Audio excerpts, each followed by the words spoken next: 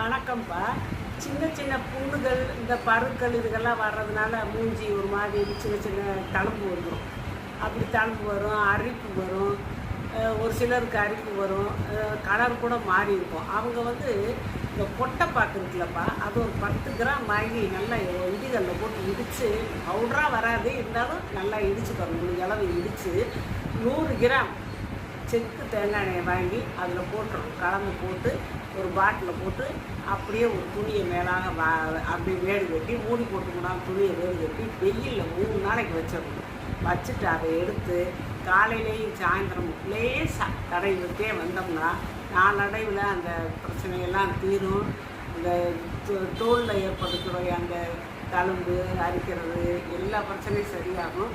அப்புறம் அதை காலையிலையும் சாயந்தரம் லேசாக தான் நம்ம தடவணும். இதை 10:30 மணி வச்சுட்டுங்க. வெயில் காலத்தில் 3 நாளைக்கு வெயிலில் வைங்க.